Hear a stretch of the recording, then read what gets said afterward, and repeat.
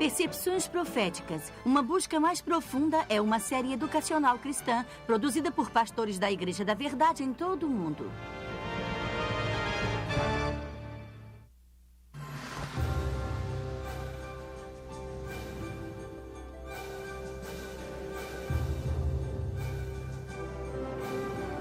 Babilônia, uma das mais famosas cidades da Bíblia.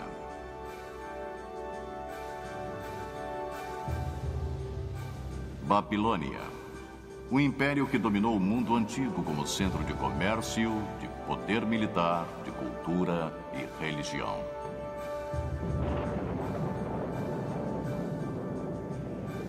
Babilônia, o símbolo de riqueza e de opulência, mistério e conspiração, decadência e corrupção.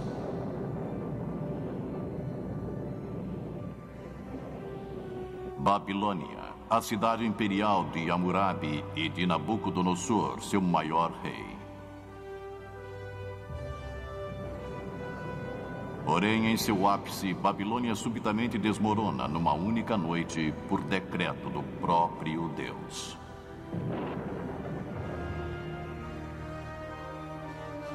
Isso foi há mais de 2.500 anos.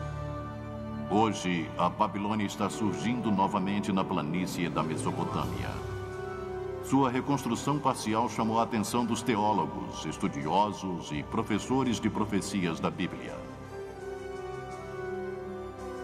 Para alguns, isso sinaliza o surgimento da temida Babilônia, a Grande, prevista no livro do Apocalipse. Mas que relevância teria para nós atualmente? E por que o legado da Babilônia continua a nos fascinar? Unam-se a nós enquanto exploramos a Babilônia, passado, presente e futuro. Numa distribuição Comev. Olá, eu sou Neil Earl. Durante anos, como ministro e como historiador, eu me senti fascinado pelo Oriente Próximo, principalmente como se relaciona com a Bíblia. Sabe, quando pensamos nos lugares onde os eventos da Bíblia ocorreram, nós geralmente pensamos em Belém, onde Jesus nasceu, em Nazaré, onde ele cresceu, ou talvez em Jerusalém, onde ele foi crucificado. Mas muitos eventos famosos da Bíblia tiveram lugar numa terra a centenas de quilômetros de onde Jesus vivia, numa parte do mundo chamada Mesopotâmia. Mesopotâmia significa a terra entre os rios Tigre e o Eufrates. Hoje, muito da antiga Mesopotâmia se encontra nas fronteiras do Iraque moderno. A Mesopotâmia é conhecida como o berço da civilização. Algumas de suas cidades datam do começo do registro da história. Possivelmente a mais famosa seja a Babilônia.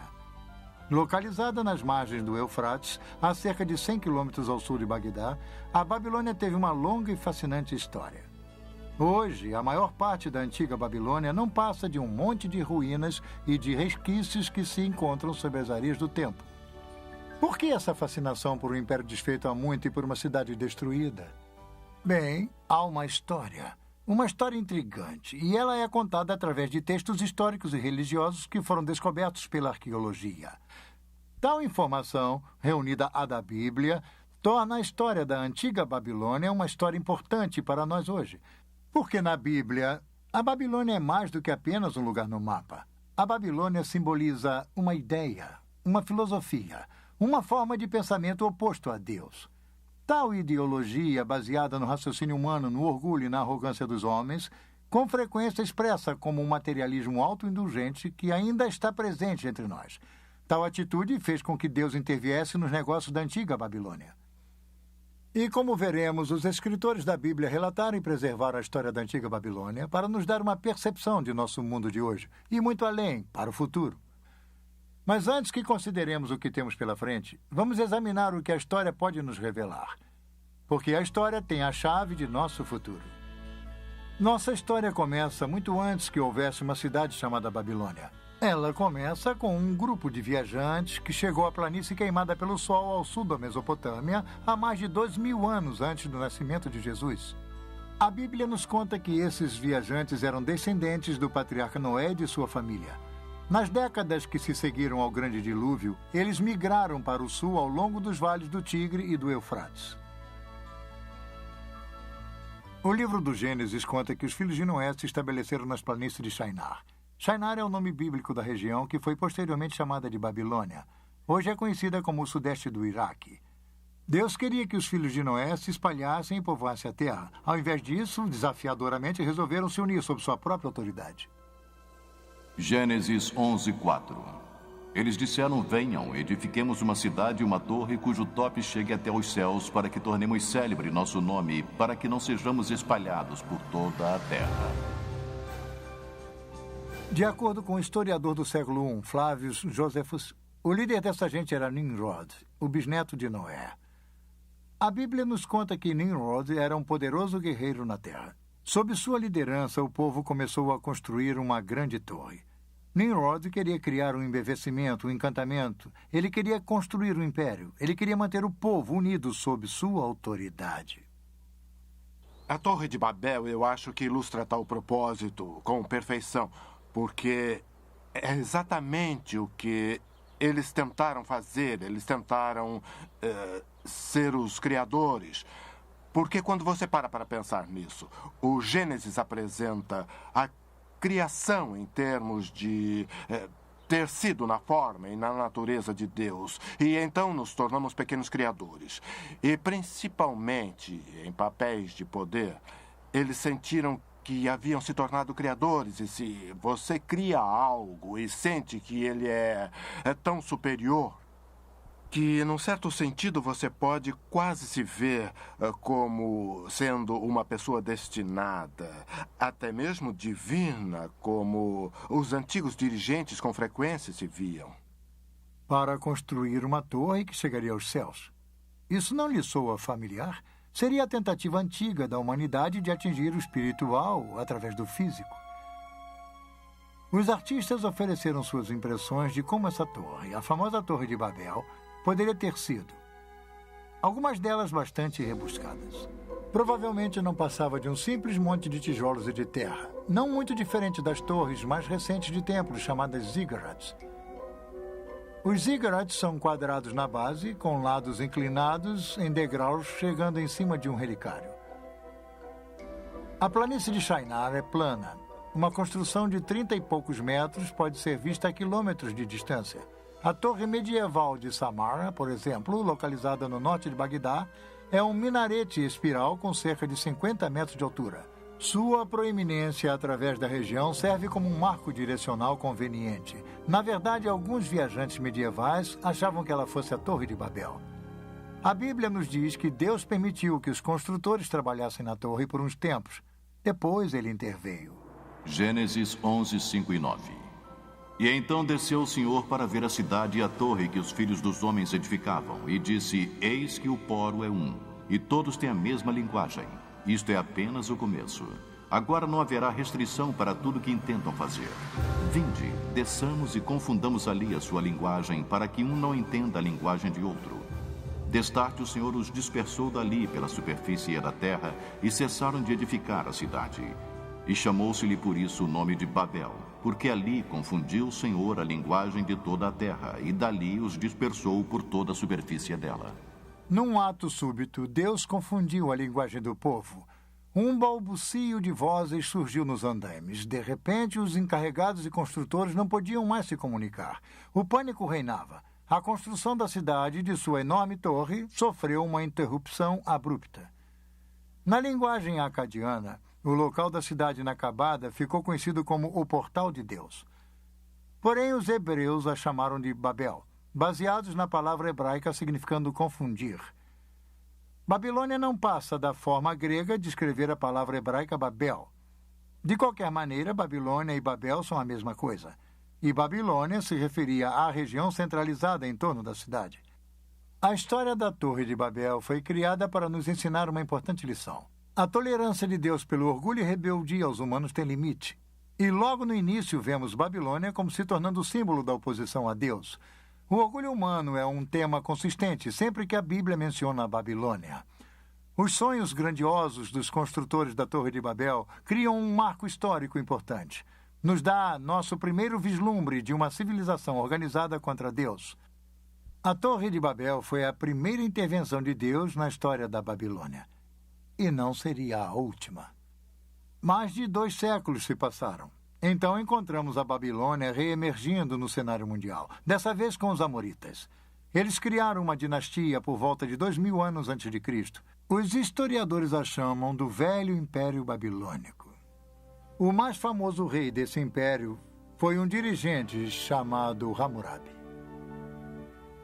Hammurabi seja talvez mais conhecido por seu conjunto de leis que foram preservadas até hoje, o famoso Código de Hammurabi, um dos primeiros sistemas legais estruturados da história.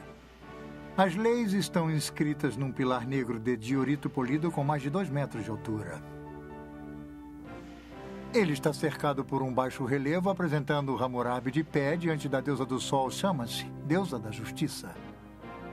O pilar possui mais de 4.000 linhas de escrita cuneiforme na língua acadiana, contendo 300 disposições legais. Elas cobrem negócios, crime, disputas familiares, interesses agrícolas e outros assuntos. Embora o código invoque punições graves, ele trouxe ordem e legalidade a uma terra onde o crime e a desordem há muito reinavam. A punição era veloz e certeira. Sob o domínio de Hammurabi, Babilônia conseguiu a supremacia militar na Mesopotâmia. Ele construiu um império de poder inigualável. Se estendia desde o Golfo Pérsico até os confins superiores do rio Tigre.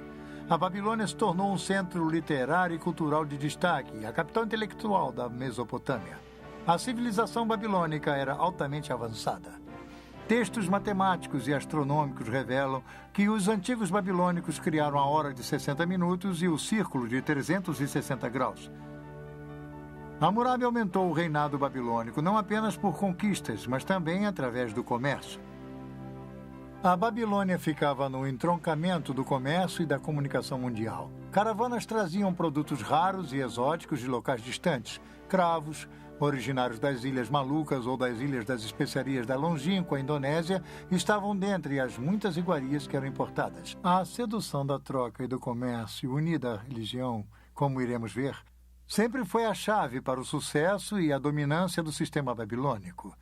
A Babilônia, com seu nome original significando Portal de Deus, era um proeminente centro religioso e ostentava alguns dos mais ousados templos do mundo antigo. Como a maioria dos povos antigos, os babilônios adoravam muitos deuses. Sua religião se concentralizava na idolatria. Eles temiam as forças da natureza nos desertos ressequidos da Mesopotâmia. A linha entre a sobrevivência e a prosperidade era, na verdade, muito tênue. Chuvas demasiadas ou escassas demais poderiam acabar com todo o suprimento de alimento do ano. Os babilônios adoravam várias divindades, buscando nelas piedade e proteção, realizando intrincados e, às vezes, assustadores rituais. Os deuses precisavam ser aplacados. No mundo antigo, quem controlava a religião controlava as pessoas. Por isso, não era de admirar que os babilônios acreditassem que seu rei reinava como o representante terreno de Deus. Eles foram um dos primeiros a fundirem a religião e a política num estado totalitário. Esse estado prosseguiu através da história. A idolatria permeava cada faceta da vida do antigo Oriente Próximo, e o problema era que a pessoa comum era praticamente totalmente afastada do conhecimento do verdadeiro Deus, o Deus da Bíblia. Isso, como veremos, também é um padrão babilônio. As leis de Hammurabi permitiram o rio a manter um controle rígido. Afinal, a Babilônia fora construída com trabalho escravo, e tal estado exigia uma completa subordinação do indivíduo a seu poder e a seus deuses. Os antigos monarcas eram totalitários. Enquanto reinavam, eles possuíam praticamente uma autoridade absoluta, porque eles eram o poder legislativo, o judicial e o executivo, todos reunidos. Praticamente, em termos históricos, todos os reis, de certa forma, se estabeleceram como pequenos deuses. Há muito poucos reis que reconhecem Deus em termos de um poder maior do que o deles. Ou eles podem usar a linguagem, mas eles se consideram como estando acima da lei, como os intérpretes máximos da lei. Então, eu sempre digo que há apenas há alguns reis que não se consideravam pequenos deuses. Hammurabi criou um dos maiores impérios do Antigo Oriente Próximo. Ele estabeleceu a base para uma civilização que iria perdurar por mais de 1000 anos após sua morte. Mas era uma civilização baseada no poder, no prestígio, na busca da riqueza e com pouco conhecimento do Deus Criador. Até mesmo a dinastia de Hammurabi não conseguiu durar para sempre. Depois de um reinado de mais de 40 anos, tribos bárbaras das montanhas do leste chegaram para atacar e enfraquecer a Babilônia. Um longo período de conflitos começou. Cerca de 1600 anos antes de Cristo, a Babilônia foi saqueada e queimada por outro povo mencionado na Bíblia, os hititas. Os hititas levaram as riquezas e os prisioneiros da Babilônia para a distante Anatólia, nossa moderna Turquia. Mais tarde, os assírios, bem conhecidos de leitores do Velho Testamento, conquistaram a Babilônia. Séculos de caos político iriam se instalar até que a Babilônia surgisse novamente como uma cidade independente. A primeira grande era da Babilônia havia se acabado. A antiga Assíria era um dos poderosos rivais da Babilônia. Este enorme touro alado assírio com cabeça humana é um testemunho contumaz do poder da Assíria.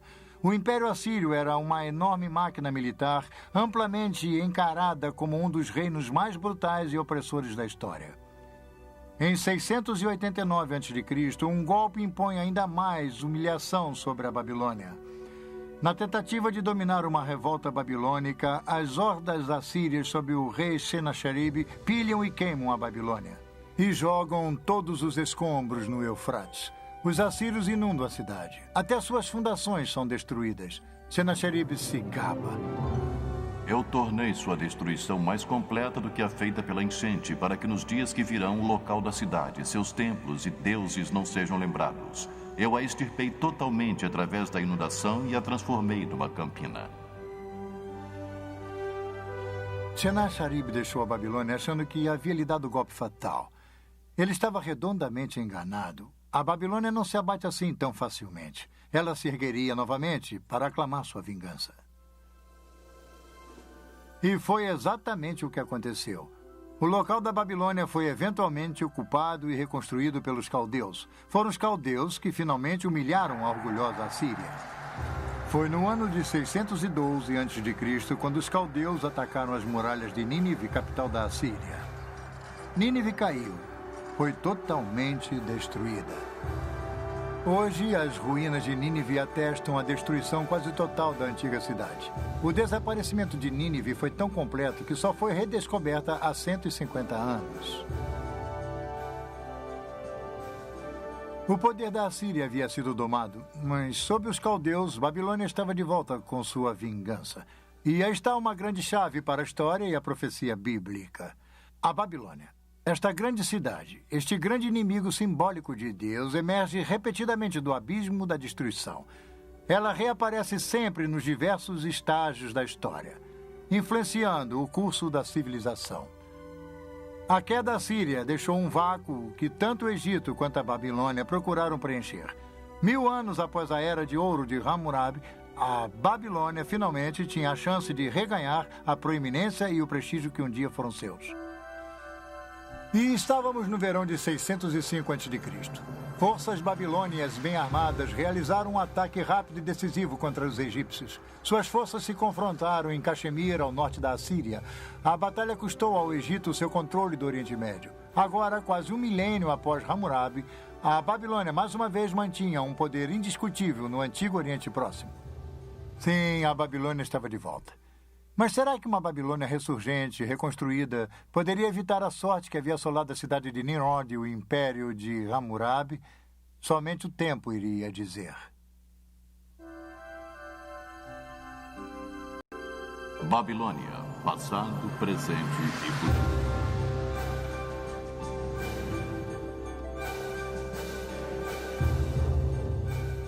O exército egípcio do faraó Nexo II se defrontou com a Babilônia em 605 a.C. em Caxemir, no rio Eufrates. O combate foi acirrado. As perdas egípcias foram estarrecedoras. A batalha custou aos egípcios seu controle do Oriente Médio. O general que despachou os egípcios era um príncipe coroado caldeu de 25 anos. Ele mais tarde se tornaria o maior rei da Babilônia, o legendário Nabucodonosor.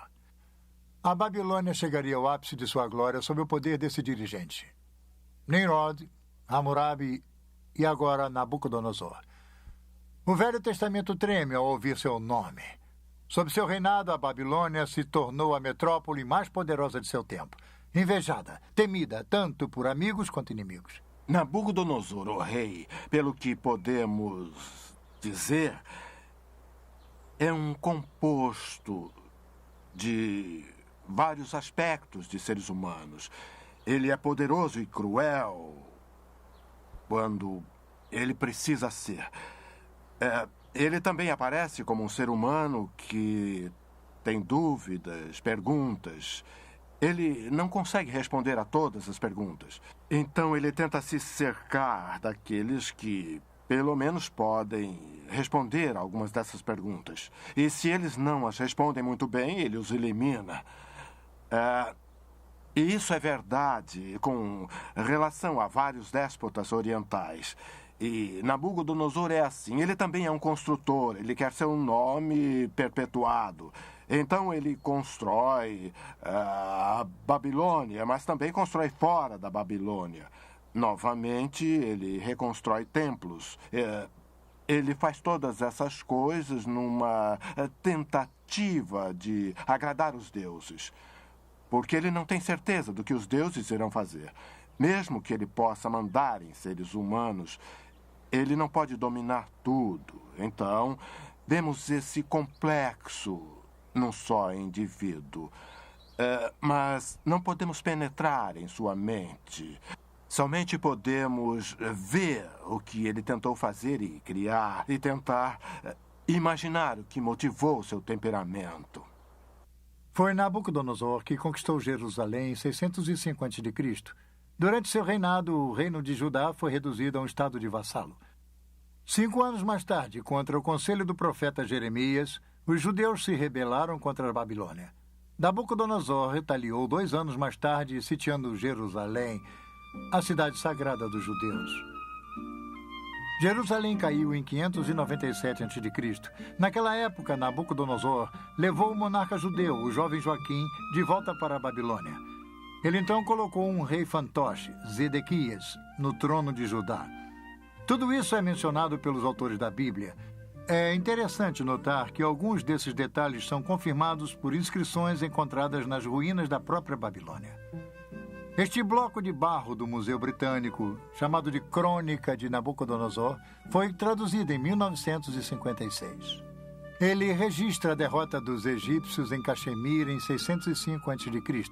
Nos conta sobre a subida de Nabucodonosor ao poder, menciona a conquista de Jerusalém e a nomeação de Zedequias como rei fantoche em Judá. Esta é uma confirmação surpreendente dos famosos eventos da história bíblica. Mas, uma década mais tarde, a Judéia se rebelaria pela última vez. O rei fantoche de Jerusalém, Zedequias, fez uma trama com os egípcios. Nabucodonosor reagiu com um ataque final devastador.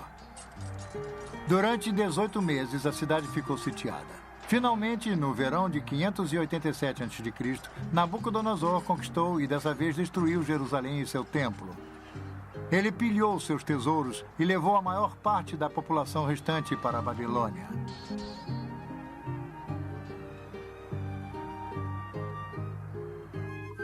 O reino da Judéia deixou de existir. Os judeus se tornaram um povo em exílio. Uma pungente lembrança disso é relatada no Salmo 137. Esta bela canção expressa a extrema tristeza dos judeus cativos, chorando por sua terra natal. By the rivers of Babylon, we sat down and wept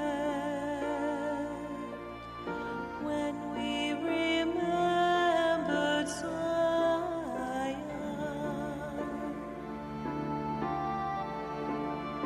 If I forget you, O Jerusalem, may my right hand forget its king. May tongue cling to the roof of my mouth. If I do not remember you, if I do not consider Jerusalem my highest joy.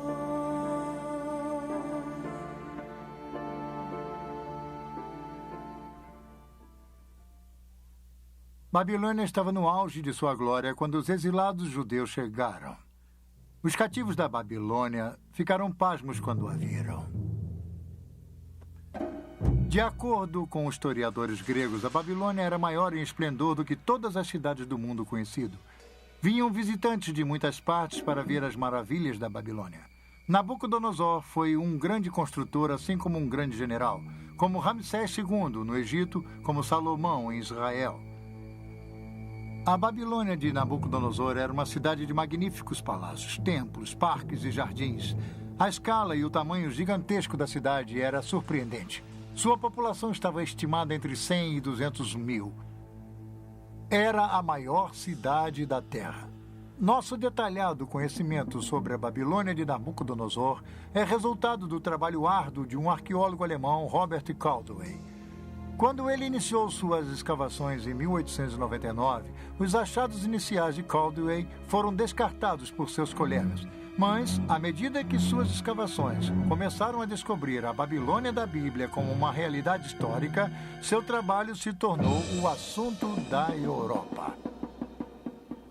Ao norte da cidade, Caldwell descobriu pilhas de azulejos azuis na areia. Os azulejos haviam decorado as paredes laterais do caminho processional da cidade. O tijolo era o material padrão usado pelos babilônios para construir.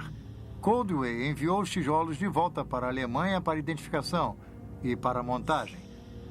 Os resultados foram surpreendentes. Aqui no Museu Pergamon, em Berlim, estão os tijolos originais da época de Nabucodonosor, todos montados. Esses magníficos leões, por exemplo, eram um símbolo da deusa Istar, uma das maiores divindades da Babilônia. Havia 120 desses leões ladeando o caminho para o enorme portão de Istar. Esta é a visão do caminho processional da Babilônia de hoje. As pedras que formam a pavimentação são as mesmas sobre as quais Nabucodonosor caminhou. Suas paredes foram parcialmente reconstruídas por arqueólogos. E, embora elas não tenham os belos leões de tijolos brilhantes que uma vez se adornavam, elas ainda fornecem a ideia da magnificência dessa famosa avenida. Um homem se impressionou com as descobertas de Caldwell, um diretor pioneiro de filmes, D.W. Griffith. Em 1916, Griffith produziu Intolerância, um filme histórico sobre a desumanidade do homem para com o homem.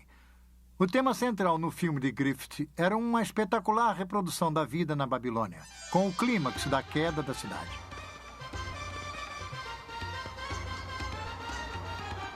No filme, Griffith traz de forma mágica para a tela a magnificência e a grandiosidade da Babilônia de Nabucodonosor.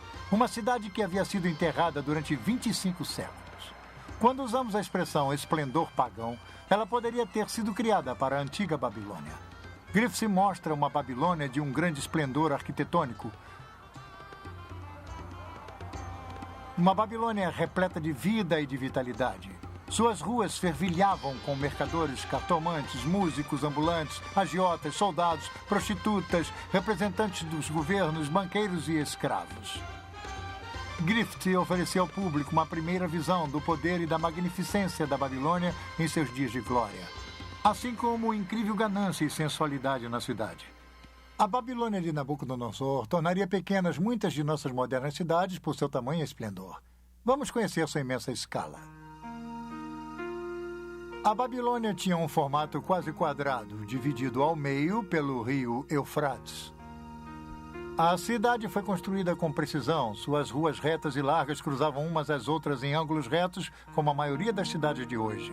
A Babilônia estava cercada por uma muralha defensiva dupla, circundada por um fosso. Era a cidade mais bem protegida do mundo antigo. De acordo com uma fonte antiga, as muralhas da Babilônia tinham mais de 100 metros de altura por 30 metros de largura. Havia espaço suficiente em seu topo para permitir que uma charrete puxada por 4 cavalos desse uma volta completa. Os babilônios achavam que suas muralhas eram impossíveis de serem escaladas ou de serem invadidas. Torres de defesa estavam posicionadas em intervalos regulares.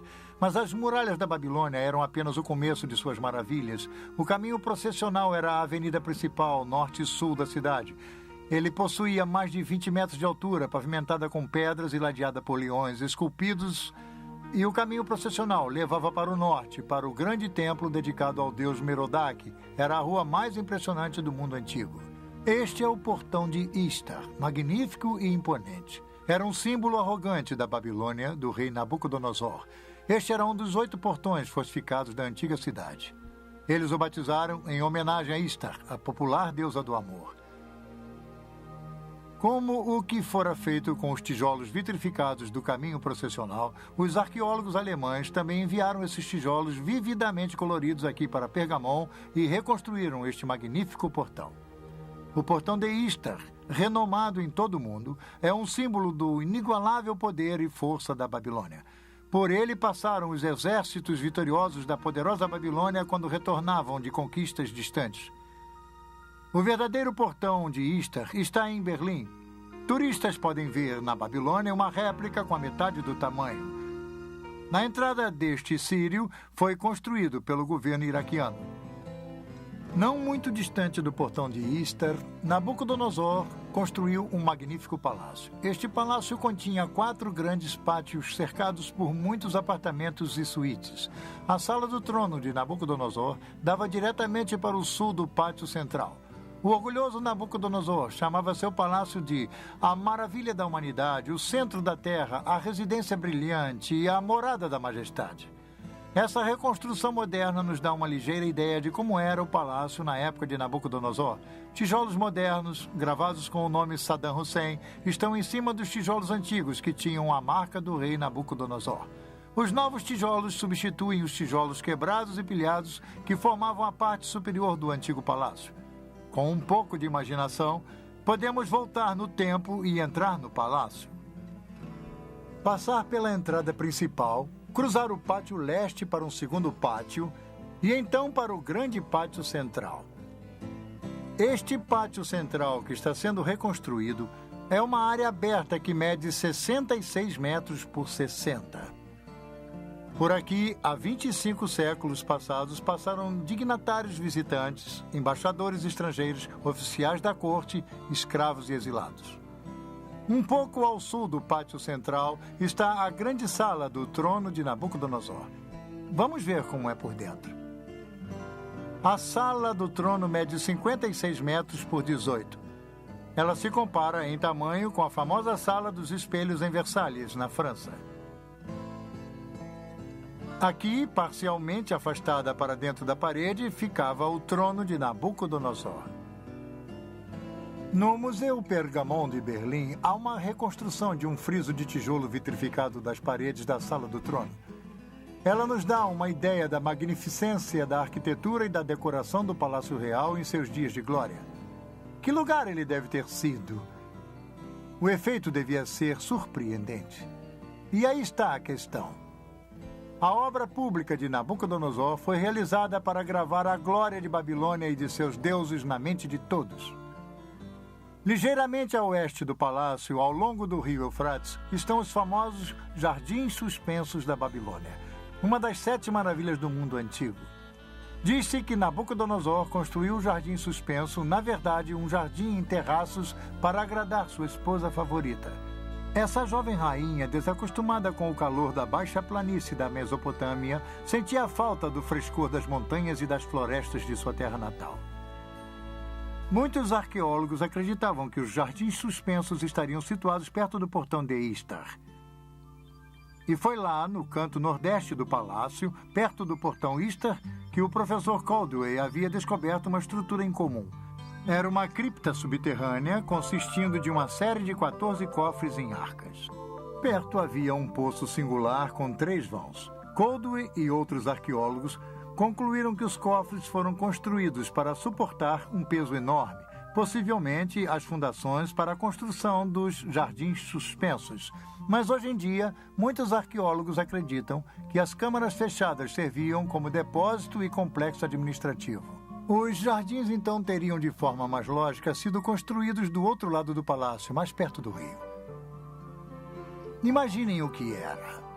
A Babilônia estava em seu zênite. Suas muralhas altas mostravam brasões com os símbolos coloridos de um grande império. Babilônia era impressionante, mas também era notória por sua decadência e por sua sensualidade. Afastada do verdadeiro Deus, viciada ao comércio e à idolatria, a decadência mora e a corrupção em Babilônia chegaram a um tal nível que ela se tornou conhecida como o Poço do Vício. Essa seria uma distinção e tanto, principalmente com o clima licencioso que dominava o antigo Oriente Próximo. Novamente vemos a Babilônia como um símbolo de tudo que é oposto aos caminhos de Deus. Obcecado por seus prazeres malévolos e repleto de orgulho por seus grandes feitos, o povo da Babilônia, assim como seu rei, se encaminharam para o seu dia de ajuste de contas. É fácil ver como as pessoas podiam ser seduzidas pela riqueza, poder e pela visível sensualidade da Babilônia de Nabucodonosor. Através da riqueza e das atrações comerciais da Babilônia, o povo do Antigo Oriente Próximo era atraído a servir aos deuses da Babilônia, Merodach e Istar. Como veremos a seguir, a cidade da Babilônia, conforme descrita no livro do Apocalipse, também é uma mistura de idolatria e poder comercial. Outro marco dominante da Babilônia de Nabucodonosor era uma torre de 7 estágios ou um ziggurat. Esta grande edificação julga-se ter sido construída no local da Torre de Babel original, feita por Nimrod. O ziggurat estava localizado a cerca de 800 metros ao sul do Palácio Real. Com quase 100 metros de altura, tinha mais ou menos a mesma altura que a Estátua da Liberdade no porto de Nova York. Os babilônios a chamavam de Etemenanque, a casa da fundação dos céus e da terra. Ela possuía em seu topo um templo coberto com tijolos brilhantes azuis. Nabucodonosor se gabava. Eu ergui o pináculo da torre de estágios para que seu topo rivalize com os céus. A atitude de Nimrod estava viva e presente. Nada mais resta do ziggurat hoje em dia, somente os resquícios de tijolos de sua base. A torre foi há muito tempo pilhada em seus tijolos e agora é simplesmente um buraco no chão. Oposto ao ziggurat havia um enorme templo, o Templo de Merodach. Ele abrigava uma grande estátua de Merodach que diz-se era feita com 22 toneladas de ouro. Ele era comumente chamado de Bel, significando Senhor. Do relicário de Merodach, Nabucodonosor espalhou o conhecimento de Bel através do Antigo Oriente Próximo. Este é um dos motivos pelo qual o profeta Jeremias cita Merodach numa profecia que predizia a queda da Babilônia. Jeremias 52. A Babilônia será tomada, Bel está confundido e Merodach abatido. Cobertas de vergonha estão as suas imagens e seus ídolos tremem de terror. Porque do norte subiu contra ela uma nação que tornará deserta a sua terra e não haverá quem nela habite. Assim, os homens como os animais fugiram e se foram. A Babilônia parecia inexpugnável. Seu poder e sua riqueza dominavam o Antigo Oriente Próximo, mas igualmente sua crueldade e sua luxuriante idolatria. Como vimos na Torre de Babel, Deus não tolera para sempre o orgulho e a arrogância dos humanos. Em sua piedade, Deus tentou avisar Nabucodonosor. O rei começou a ter sonhos perturbadores, mas eram sonhos de aviso do próprio Deus Criador. Nabucodonosor não sabia o que estava acontecendo, nem ninguém em sua corte, a não ser uma pessoa, um jovem judeu cativo, um homem de Deus chamado Daniel. Babilônia, passado, presente e futuro.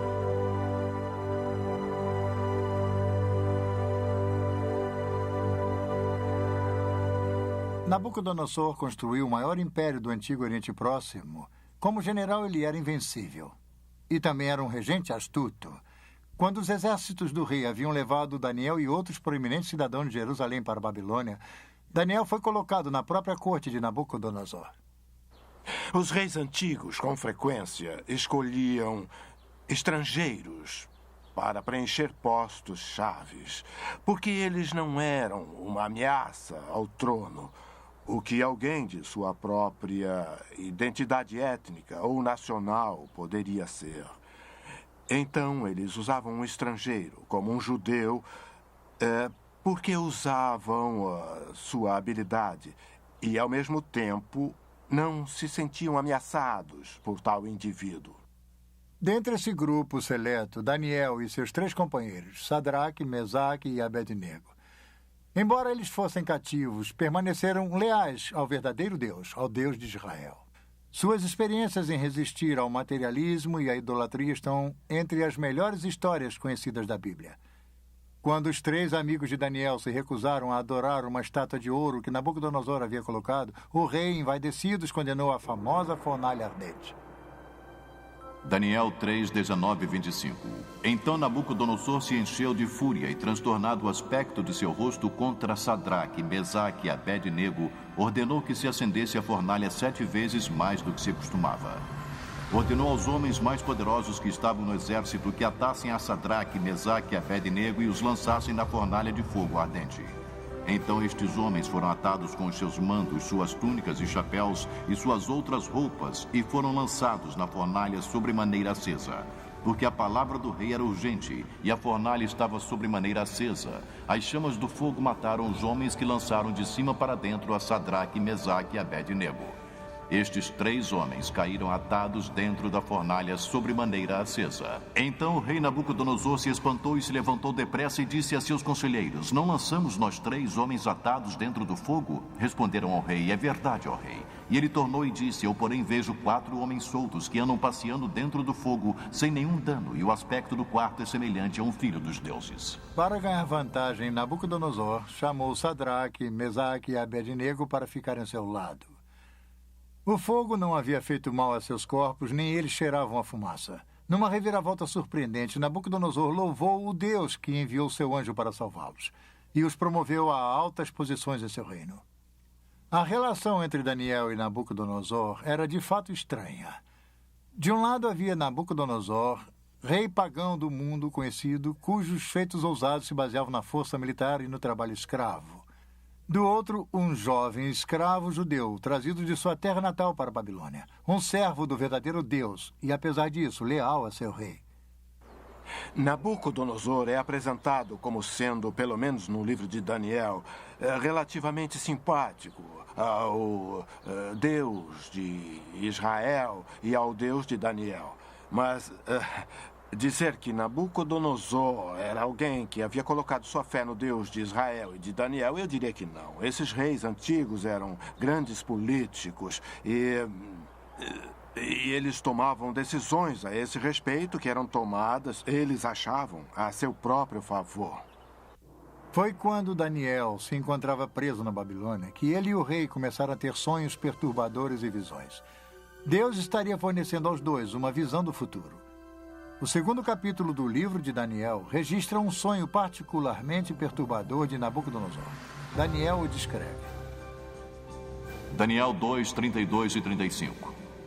Tu, ó reis, estava vendo, e eis que aqui uma grande estátua, esta que era imensa e de extraordinário esplendor, estava em pé diante de ti, e a sua aparência era terrível. A cabeça era de fino ouro, o peito e os braços de prata, o ventre e os quadris de bronze. As pernas de ferro, os pés em parte de ferro, em parte de barro. Quando estavas olhando, uma pedra foi cortada sem auxílio de mãos, feriu a estátua nos pés de barro e ferro e os esmiuçou. Então foi juntamente esmiuçado o ferro, o barro, o bronze, a prata e o ouro, os quais se fizeram como a palha das eiras no estio, e o vento os levou, e deles não se viram mais vestígios. Mas a pedra que feriu a estátua se tornou uma grande montanha que encheu toda a terra.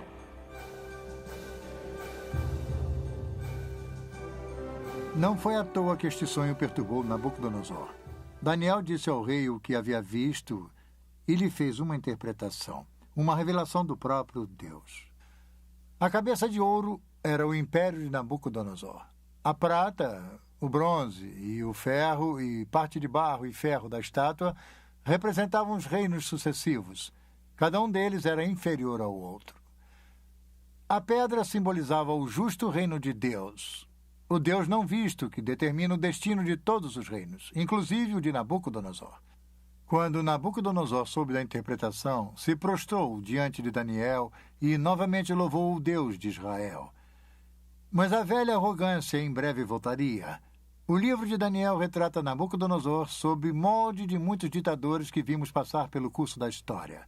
Era orgulhoso e dado a ataques de raiva. Controlava um grande império, mas não conseguia se controlar. Daniel avisou a Nabucodonosor que Deus, que controlava todos os reinos da terra, o humilharia gravemente se não mudasse o seu comportamento. Os avisos caíram em ouvidos surdos. Ao invés de dar a glória a Deus, Nabucodonosor se viu como uma fonte da grandiosidade. O livro de Daniel descreve como Deus humilha o orgulhoso rei e como Deus o ensina que havia um reino bem mais poderoso do que a Babilônia. Um reino espiritual. O reino de Deus. Um dia, ao caminhar no teto de seu palácio, Nabucodonosor, do alto de sua grandiosidade, olha para a cidade. Ele não pôde evitar e se gabou. Daniel 4, 30, 31 e 33. Não é esta grande Babilônia que eu edifiquei para a casa real com meu grandioso poder e para a glória da minha majestade? Falava ainda o rei quando desceu uma voz do céu. A ti se diz, ó rei Nabucodonosor, já passou de ti o reino. No mesmo instante se cumpriu a palavra sobre Nabucodonosor e foi expulso de entre os homens e passou a comer erva com os bois. O seu corpo foi molhado do orvalho do céu até que lhe cresceram os cabelos como as penas da águia e as suas unhas como as das aves.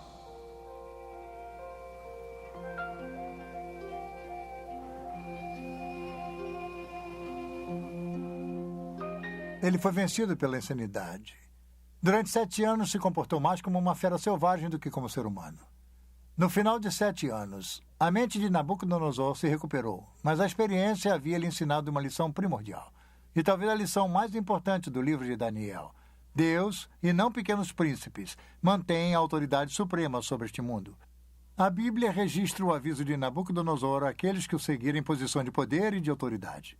Quer fosse num gabinete ou numa sala de reuniões, seus conselhos deveriam ser seguidos por todos nós. Daniel 4, 34, 35 e 37. Mas ao fim daqueles dias, eu, Nabucodonosor, levantei os olhos ao céu. Tornou-me a vir o entendimento. E eu bendigo o Altíssimo, e louvei e glorifiquei ao que vive para sempre, cujo domínio é sempre eterno, e cujo reino é de geração em geração. Todos os moradores da terra são por ele reputados em nada, e segundo a sua vontade ele opera com o exército do céu e os moradores na terra. Não há quem lhe possa deter a mão nem lhe dizer que fazes. Agora, pois, eu, Nabucodonosor, louvo, exalto e glorifico ao Rei do céu, porque todas as suas obras são verdadeiras e os seus caminhos justos, e pode humilhar aos que andam na soberba. Mas se Nabucodonosor aprendeu uma lição importante, seus descendentes não aprenderam. Após um reinado de 43 anos, Nabucodonosor morreu em 562 a.C. Foi sucedido por 4 reis num período de 7 anos, cada sucessor mais fraco do que o outro. O último rei de Babilônia foi Nabonide ou Nabone. Ele assumiu o trono em 55 a.C.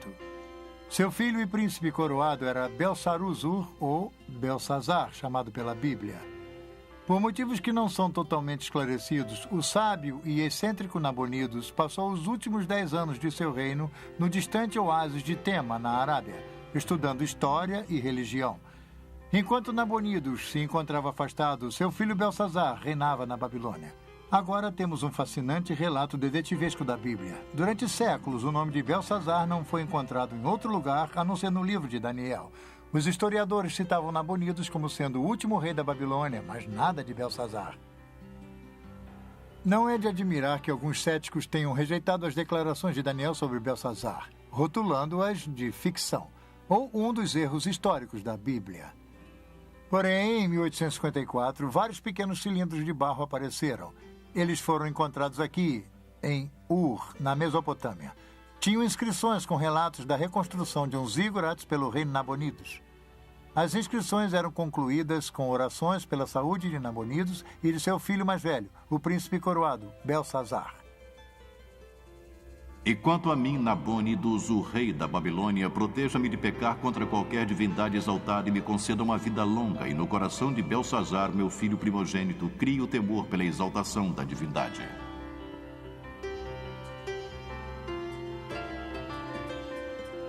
Tal achado arqueológico é importante para a história de Daniel, porque a inscrição esclarece o comando de Belsazar no 5º capítulo, versículo 29 de Daniel. É aí que Belsazar proclama Daniel como o terceiro maior regente do reino. Nabonidos era o primeiro, Belsazar o segundo e Daniel o terceiro. Este é um exemplo notável da precisão da Bíblia. Foi durante o reino de Belsazar que Deus deu a seu profeta Daniel outra importante visão. Novamente, ele avistou um quadro profético. Daniel viu uma sucessão de impérios que iriam controlar o antigo Oriente Próximo a partir de seus dias. Daniel 7, 3 e 7. 4 animais grandes diferentes uns dos outros subiam do mar. O primeiro era como leão e tinha asas de águia. Enquanto eu olhava, foram-lhe arrancadas as asas. Foi levantado da terra e posto em 2 pés como homem, e lhe foi dada a mente de homem. Continuei olhando, e eis aqui o segundo animal, semelhante a um urso, o qual se levantou sobre um dos seus lados. Na boca, entre os dentes, trazia 3 costelas e lhe diziam: levanta-te, devora muita carne.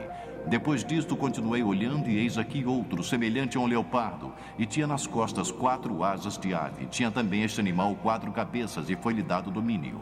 Depois disto, eu continuava olhando nas visões da noite, e eis aqui o 4º animal, terrível, espantoso e sobremodo forte, o qual tinha grandes dentes de ferro.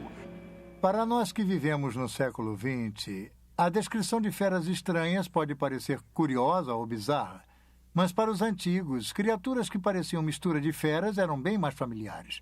Surge então um ponto importante para entender a profecia. Alguns intérpretes bíblicos cometem o erro de tentar explicar o simbolismo bíblico sem referência ao background histórico do livro. Especulações elaboradas são necessárias. Para evitar essa armadilha, é essencial determinar o significado de um capítulo ou de um texto em seu ambiente natural. O importante é o que isso significou para as pessoas que ouviram pela primeira vez. Este é um princípio sólido para um bom estudo bíblico.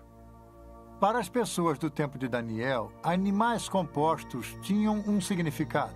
Vivendo e trabalhando na Babilônia, Daniel via essas descrições todos os dias. Vamos pegar, por exemplo, o famoso dragão de Maradak. Era o tema de decoração preferido da cidade, utilizado por artistas para ornamentar o portão de Istar. É uma fera híbrida ou composta. Tem as patas dianteiras de um felino, as patas traseiras têm garras como uma ave de rapina, a cabeça tem 2 chifres como uma víbora árabe com chifres, e o rabo termina num ferrão de escorpião. Essas estranhas feras místicas tinham um significado religioso importante para os antigos babilônios. Então, quando Daniel registrou os animais estranhos em sua visão, no capítulo 7, ele se deu conta que a visão iria ser significativa para a Babilônia.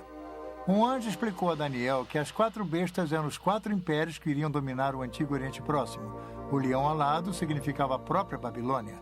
De forma interessante, o leão da Babilônia é encontrado até hoje no antigo local da cidade. Em 1776, depois de Cristo, aldeões do Iraque descobriram este monumental leão de basalto. Isto confirma que o leão era o símbolo da deusa Istar e da própria Babilônia. O leão está de pé sobre um inimigo caído, preso embaixo de suas patas. As costas do leão têm marcas indicando que seriam para as celas de Istar. Uma mulher cavalgando uma fera? Esta seria uma imagem significativa mais tarde no livro do Apocalipse. De acordo com muitos comentaristas, o urso da visão de Daniel simbolizava os medas e os persas, e com certeza o Império Medo-Persa substituiu o babilônico. O leopardo de 4 cabeças tem 4 asas e representava Alexandre o Grande e as 4 divisões de seu império. A 4ª besta foi identificada por comentaristas como sendo a correspondência ao Império Romano. O livro de Daniel é um retrato vívido da transição do reino do leão da Babilônia para o reino do urso. Está numa das mais famosas cenas da Bíblia. Em outubro de 539 a.C., aparentemente durante a festa de Ano Novo, Belsazar pretendia fazer um grande banquete. O rei havia convidado 1000 homens mais distintos do império. Ele não fazia ideia do que aconteceria. Esse banquete se tornou incomum pelo fato de ter ocorrido enquanto os persas tomavam a Babilônia. Mesmo assim, a fé de Belsazar repousou nas fortes muralhas. Esse excesso de confiança fatal seria seu erro. Foi durante o banquete, numa grande demonstração de arrogância diante de Deus, que Belsazar ordenou que servissem vinho. Ele então brindou os deuses da Babilônia. Fez isso com as mesmas taças de ouro que seu avô, Nabucodonosor, havia pilhado do templo em Jerusalém. Repentinamente, um fato estranho e aterrorizador ocorreu, bem aqui na sala do trono de Belsazar. Uma misteriosa mão desencarnada apareceu do nada e começou a escrever em letras brilhantes na parede do rei. Daniel 5, 5 e 6. No mesmo instante apareceram os dedos de mão de homem e escreveriam defronte do candeeiro na caiadura da parede do Palácio Real, e o rei via os dedos que estavam escrevendo. Então se mudou o semblante do rei e os seus pensamentos o turbaram. Então entraram todos os sábios do rei, mas não puderam ler a escritura nem fazer saber ao rei a sua interpretação. Daniel 5, 13 e 17. Então Daniel foi introduzido à presença do rei e disse: todavia lerei ao rei a escritura e lhe farei saber a interpretação. Daniel 5 e 25. E esta, pois, é a escritura que se traçou: Mene, Mene, Tekel e Parsim. Esta é a interpretação de cada palavra. Mene, contou Deus o teu reino e deu cabo dele. Tekel, pesado, foste na batalha e achado em falta. Pere, seu reino foi dividido e dado aos medas e aos persas.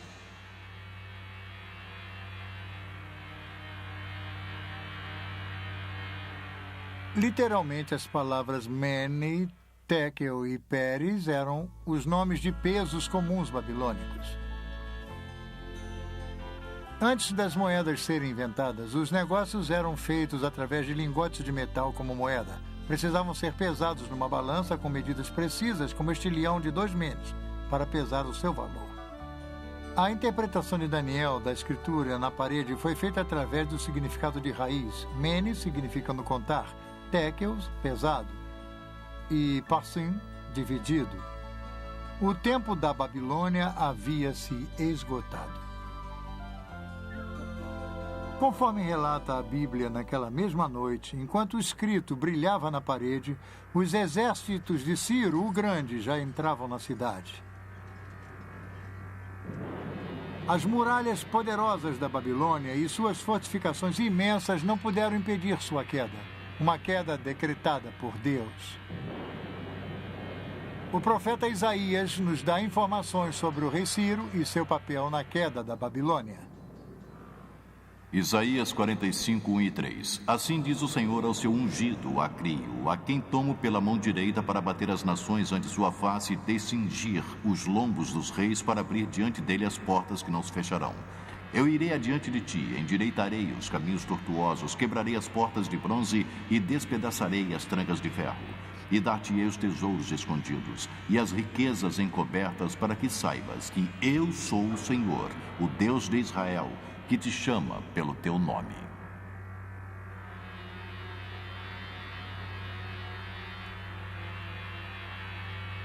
A Escritura nos dá a ideia da forma surpreendente com que Ciro capturou a Babilônia.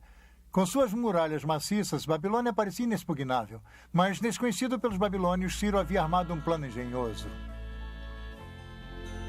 A Bíblia não fornece os detalhes, mas é descrito em grande detalhe pelos antigos historiadores Heródoto e Xenofon. Enquanto Belsazar festejava, tropas persas estavam ocupadas rio acima, desviando o curso do rio Eufrates. O rio normalmente fluía por baixo dos portões maciços e entrava pela cidade. Aí os persas cavaram um canal. Isso redirecionou o rio para um velho leito. O Eufrates começou a ficar mais baixo, permitindo que os persas atravessassem por baixo dos portões e entrassem na Babilônia. Relatos nos contam que Ciro colocou um espião na cidade, e naquela noite ele destrancou os portões da muralha interna. Através desses portões, o exército de Ciro entrou na cidade e os babilônios foram totalmente surpreendidos. A Babilônia era tão grande que, quando as partes externas foram invadidas, os que moravam no centro da cidade não sabiam do ataque. Belsazar e seus convidados continuavam com seu desafio idólatra a Deus até que foi tarde demais, como o livro de Daniel nos conta. Naquela mesma noite, Belsazar, rei dos babilônios, foi assassinado. A maior cidade da antiguidade havia sido tomada. A cabeça de ouro de Daniel 2 foi substituída pela arca e pelas armas de prata. O leão pelo urso. A Babilônia era o colosso econômico do mundo antigo, mas havia se tornado um exemplo de decadência moral e de corrupção.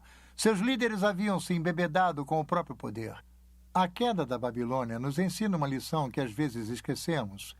Deus reina na história. É uma lição para nós hoje em dia. A Babilônia acabou como grande potência. Mas a Babilônia já havia caído antes. Será que se ergueria novamente? Babilônia, passado, presente e futuro.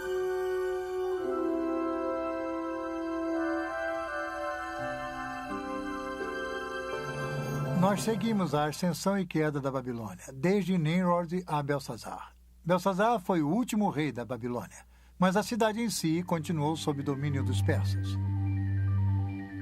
E então, um pouco mais de 200 anos mais tarde, Alexandre o Grande, em sua busca de conquistar o mundo, derrotou os persas e conquistou a Babilônia.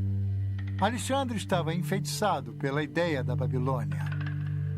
O pensamento de que todo mundo poderia ser unificado sob uma civilização, uma cidade, um homem. Mas os sonhos de Alexandre de uma unidade mundial morreram com ele na Babilônia em 323 a.C., no próprio trono de Nabucodonosor.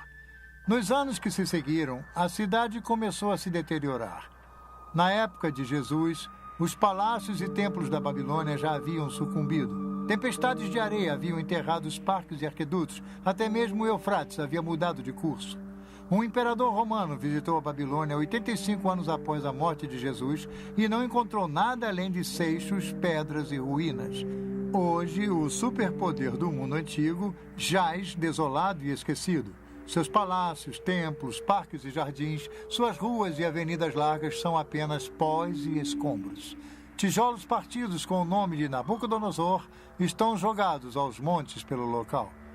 Somente uma pequena parte do que um dia foi uma grande cidade foi restaurada como parque arqueológico, e mesmo assim apenas em parte.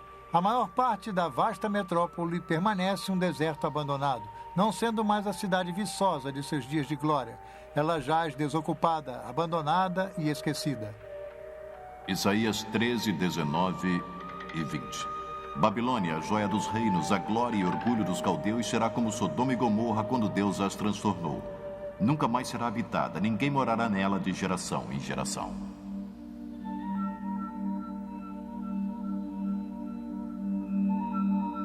O escrito na parede havia previsto o final da Babilônia como uma cidade desenvolvida, mas não seria o final da Babilônia como uma ideia. Até mesmo Alexandre o Grande ficou seduzido pelo legado, e quando chegamos ao Novo Testamento, encontramos que a Babilônia se torna mais do que uma mera localidade geográfica. A Babilônia simboliza uma ideologia, uma atitude, a epígrafe de uma civilização organizada em oposição a Deus. Eu descreveria a Babilônia como sendo uma cidade que simboliza em escritura aquela na qual haveria o auge do poder humano e como ele reina, conquista e tudo mais através da história. Mas, em resumo, como seus regentes eram corruptos, ela, na verdade, tem o que merece no curso da história humana, porque aqueles que a governaram se consideravam pequenos deuses. Aí é que está a questão. Em todas as épocas, o povo de Deus viveu em meio a uma Babilônia espiritual, um mundo sem Deus. Em tal mundo, um mundo em busca do físico e do material, motivado pelo lucro, pouco se tem pensado ao reino espiritual, ao reino de Deus. Isso seria, como vimos, o padrão babilônico. E, nesse sentido, a Babilônia continua presente. Quando o Novo Testamento quer retratar o mal e o desafio a Deus até suas últimas consequências, usa a expressão que agora podemos muito bem relacionar a Babilônia a Grande. A expressão é encontrada no último livro da Bíblia, o misterioso Apocalipse ou o livro das profecias. O Apocalipse foi escrito sob uma notável visão de Deus dada a um homem chamado João. Sua visão é com frequência considerada uma das partes da Bíblia mais difíceis de ser entendidas. Está repleta de estranhas imagens, visões e sons, e uma das mais conhecidas seria a dos misteriosos 4 cavaleiros. Nós geralmente chamamos o Apocalipse de exemplo da literatura apocalíptica.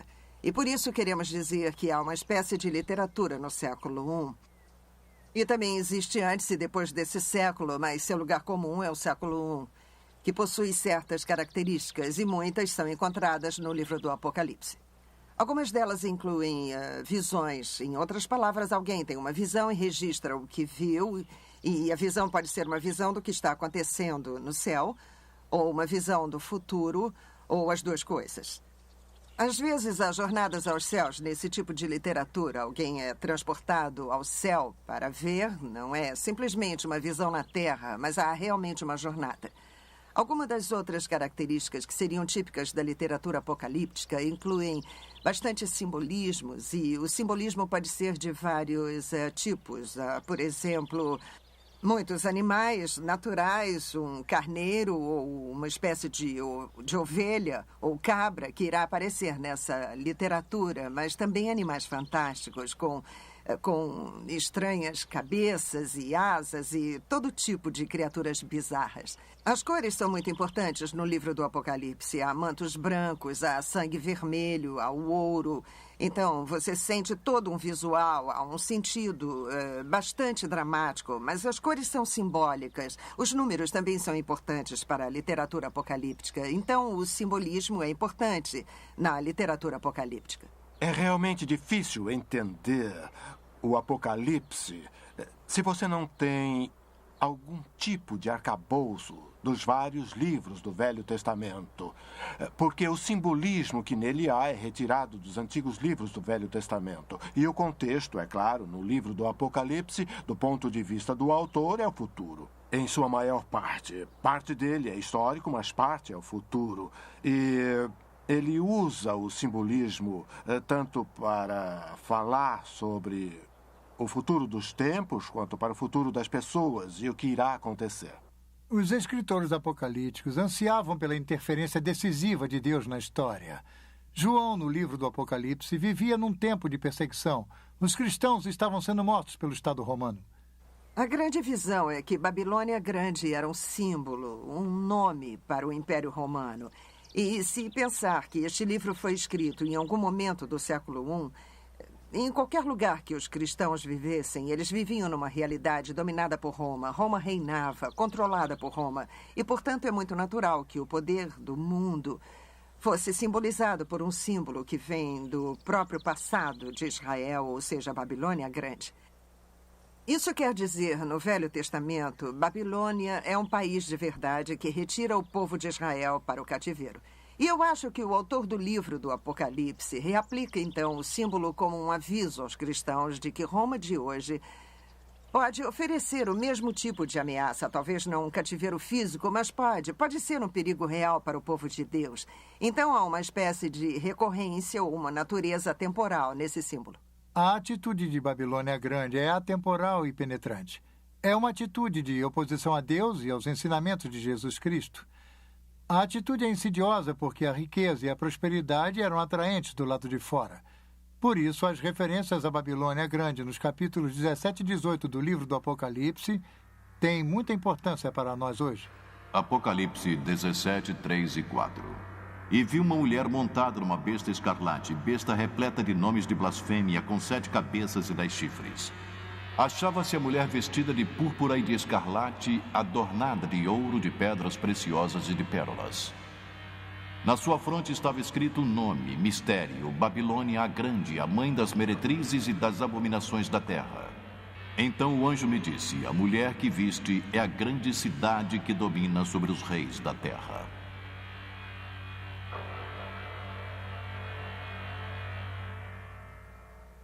Aqui temos toda a imagem vívida da literatura apocalíptica. É um tempo futuro.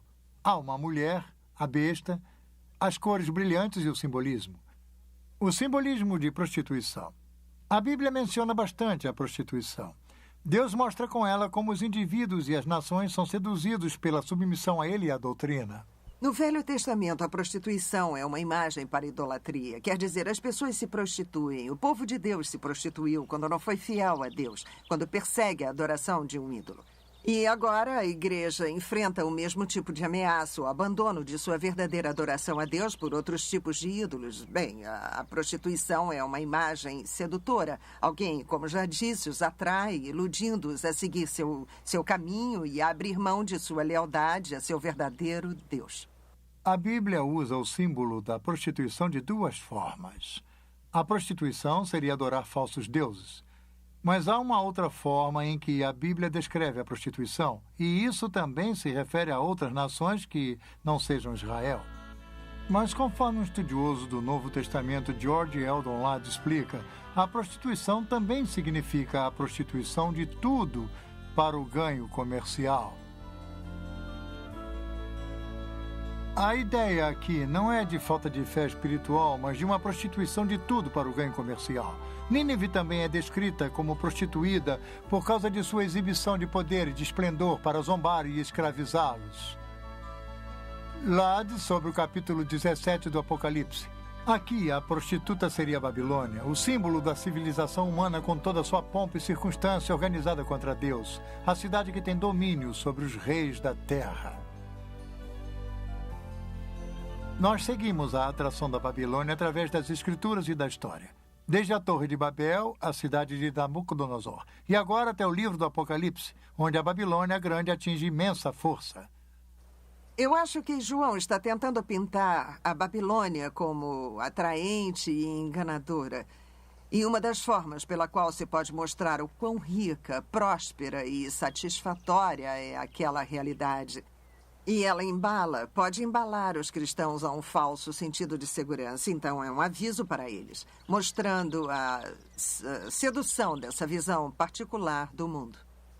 No livro do Apocalipse, Babilônia a Grande se torna a palavra código para um sistema anticristão monstruoso.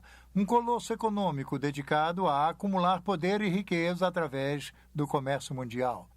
Esta é a atração fatal da Babilônia, o ganho comercial obtido a qualquer custo. Apocalipse 18:3.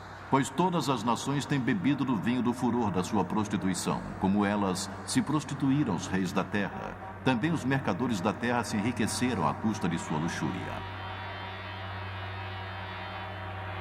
Ao longo dos séculos, muitos tentaram identificar a Babilônia com nações específicas, impérios e até mesmo com igrejas. A cada ano, parece, novos candidatos são citados para o papel de figuras simbólicas do livro do Apocalipse, Babilônia, a besta, o falso profeta. Mas todas as interpretações têm uma coisa em comum.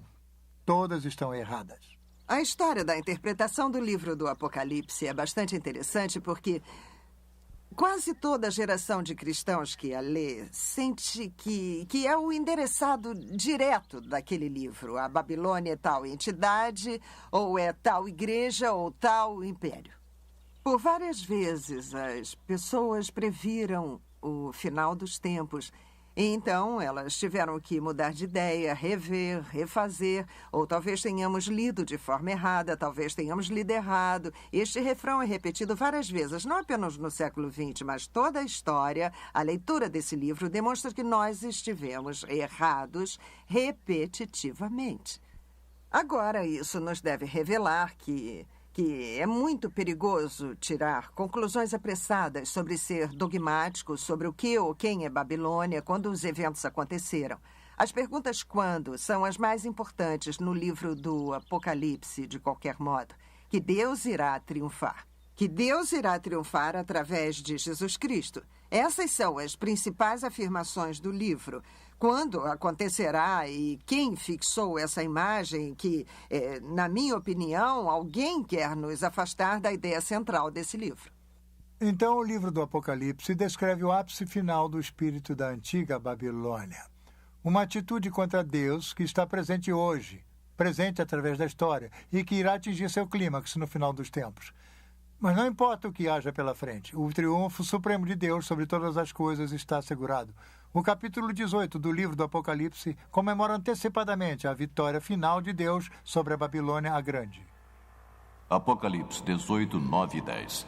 Ora chorarão e se lamentarão sobre ela os reis da terra, que com ela se prostituíram e viveram em luxúria, quando virem a fumaceira do seu incêndio. E conservando-se de longe pelo medo do seu tormento, dizem: ai, ai, tu, grande cidade, Babilônia, tu, poderosa cidade, pois em uma só hora chegou o teu juízo. E sobre ela choram e pranteiam os mercadores da terra, porque já ninguém compra a sua mercadoria. Os mercadores dessas coisas que por meio delas se enriqueceram, conservar-se-ão de longe, pelo medo do seu tormento, chorando e pranteando. Então um anjo forte levantou uma pedra como grande pedra de moinho e arrojou-a para dentro do mar, dizendo: assim com ímpeto será arrojada a Babilônia, a grande cidade, e nunca mais será achada.